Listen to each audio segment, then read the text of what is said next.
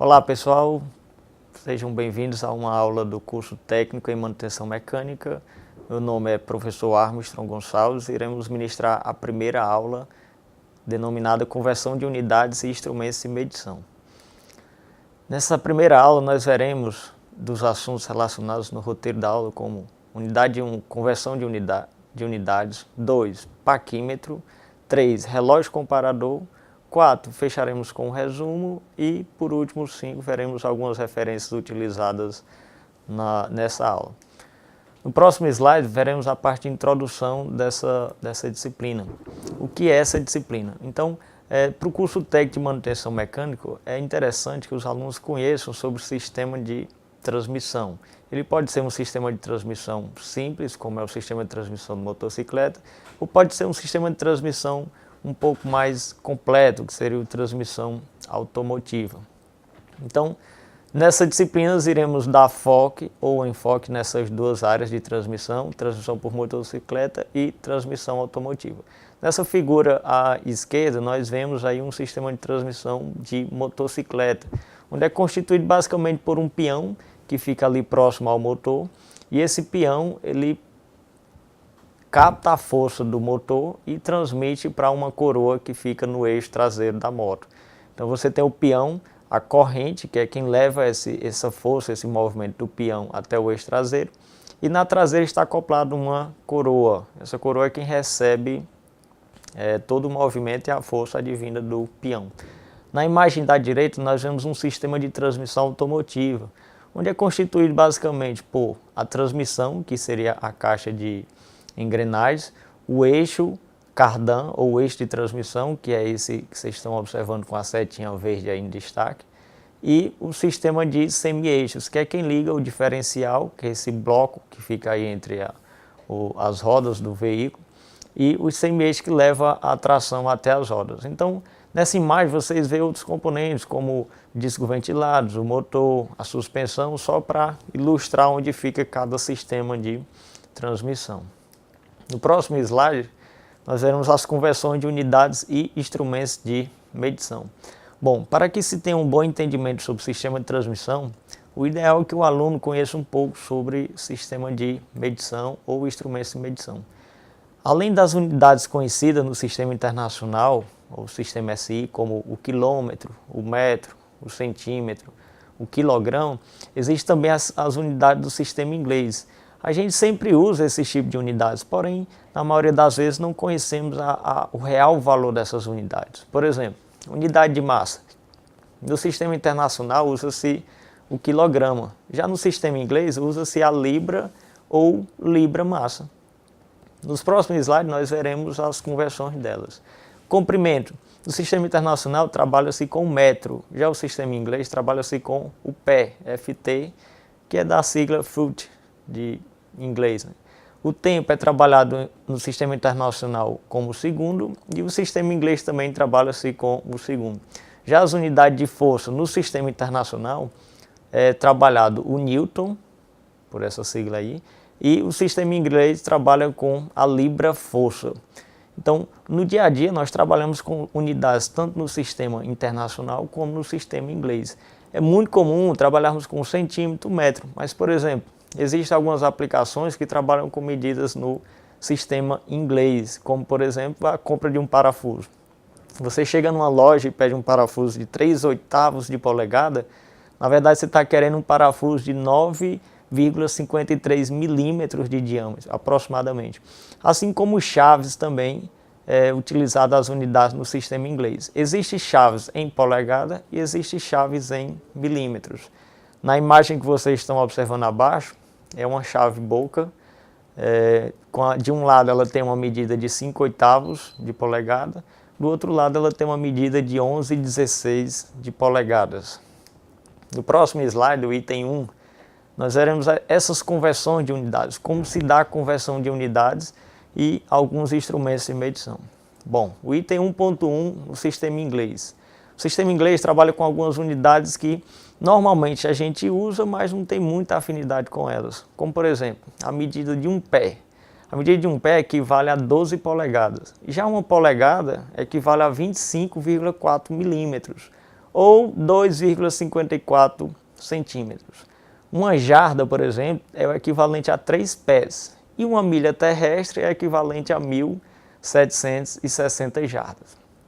A leitura de medidas em polegadas, geralmente ela se dá nos seguintes submúltiplos: 1/4 de polegada, 1/32, 1/8, 1/64, 1/16 e 1/128 avos de polegadas. Normalmente nós trabalhamos essas unidades, mas sequer demos conta disso. Na imagem inferior é possível observar um trecho de uma escala, ou uma trena, comumente chamada. E essa escala embaixo ela está representando as medidas em centímetros. E a parte superior, onde vocês estão vendo aí 4, 5, 6, 7, 8, essas unidades são em polegadas. Então, comumente a gente utiliza unidades no sistema inglês, mas sequer nos damos conta disso. Como aplicação, temos aí, por exemplo, na imagem da direita, uma aeronave da Airbus, um A350-900, que ele tem algumas informações interessantes. Por exemplo, a distância de decolagem que essa aeronave precisa é de 2.200 metros, que é o equivalente a aproximadamente 7.200 pés. Já a capacidade do tanque equivale a 140 mil litros, ou o equivalente a 37.200 galões de combustível. Então, nos Estados Unidos, eles trabalham mais com sistema de galões, pés, polegadas, enfim.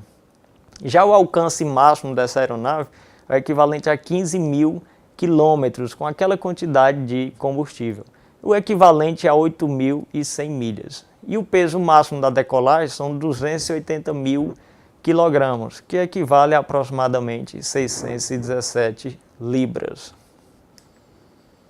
No próximo slide, o item 1.3 mostra algumas conversões de unidade fracionária em milímetros, ou a conversão de polegada fracionada em milímetros. Então, para converter polegada fracionária em milímetros, deve-se multiplicar o valor em polegada fracionária por 25,4. Por exemplo, no item A, nós temos aí 2 polegadas. Então, para converter 2 polegadas em milímetros, basta você multiplicar 2 por 25,4, que é igual a 50,8 milímetros. Na letra B, nós temos a polegada, um valor de medida de 3/8.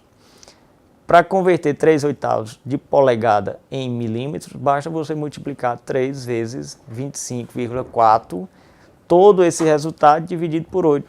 Então, 3/8 de polegada é o equivalente a 9,525 milímetros. O próximo slide, nós estamos observando o item 2, paquímetros. O que é um paquímetro?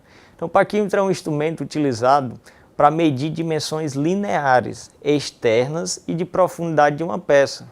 Então, consiste em uma régua graduada com um encosto fixo, como vocês podem ver aí, ó, é o item 8 da imagem, né? Encosto fixo ao qual desliza um cursor. Então, para a realização de medições de parafuso, de rebite, espessura de chapas, diâmetros de rolamentos, diâmetro interno, todas essas medições são realizadas com o auxílio desse instrumento de medição. Normalmente ele tem um comprimento de 300 milímetros, mas pode ter comprimentos maiores ou menores, dependendo da aplicação. Então, na legenda desse paquímetro, nós podemos ver o item 1 equivale à orelha fixa, o 2 é a orelha móvel do paquímetro, o 3 é o nônio ou vernier, que é medida em polegada na parte superior, 4 é o parafuso de fixação, para depois que você fizer a medição da peça que você está fazendo, você fixar para realizar uma melhor leitura. O 5 é o cursor desse paquímetro, o 6 é a escala fixa em polegadas, o item 7 é o bico fixo e o 8 o encosto fixo, o 9 encosto móvel, o 10 é o bico móvel, o 11 o vernier ou nônio em milímetros. Então nós temos 2 nônios, um superior e um inferior, onde o superior é em polegadas e o inferior é em milímetros. O 12 é o impulsor, é onde você apoia o dedo para fazer deslizar o cursor. E 13 é a escala fixa em milímetros. O 14 é a haste de profundidade, onde é realizado para fazer as medidas em profundidade de peças. Na próxima imagem, nós podemos observar alguns tipos de paquímetros, o item 2. Então, o item 2.1.1 equivale a um parquímetro universal, que é o parquímetro mais comum utilizado nas empresas, nas oficinas mecânicas de um modo geral. Então, o item 2.1.2 representa a imagem de um parquímetro com relógio. Então, esse parquímetro, ao invés de você fazer a leitura nas escalas dele, ele já tem um relógio que ele já diz o valor da medida que você está efetuando. Então, acima tem um tipo de parquímetro com relógio e a imagem inferior esquerda, outro tipo de parquímetro com relógio. São chamados parquímetros universal de relógio ou relógio analógico.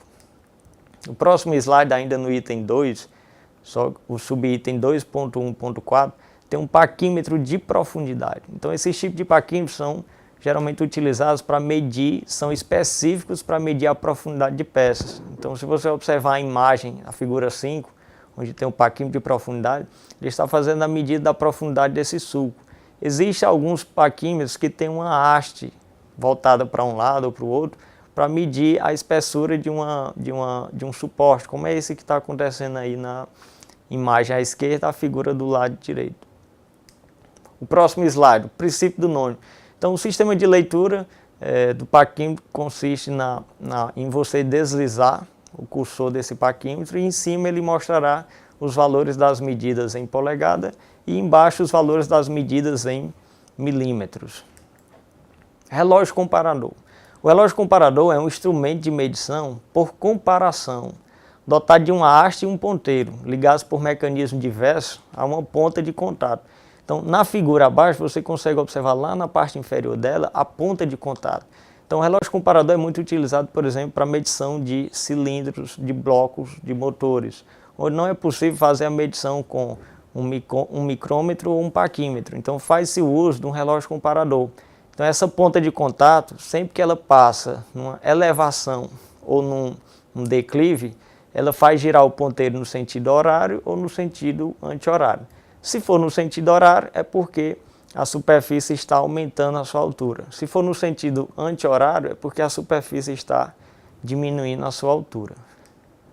Próximo slide, ainda item 3, relógio comparador, subitem 3.4. Aplicações dos relógios comparadores. O item 1 tem a verificação de paralelismo de superfície.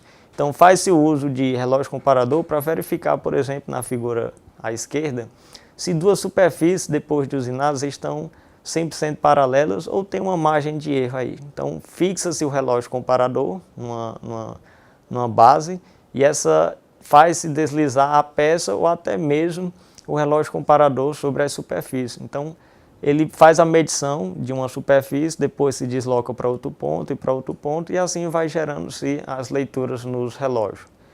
É também utilizado para verificação de superfícies planas. Então, na imagem da direita, mostra-se na figura 18, um relógio comparador, onde é utilizado para verificar se existe umas superfícies mais altas ou mais baixas numa peça qualquer.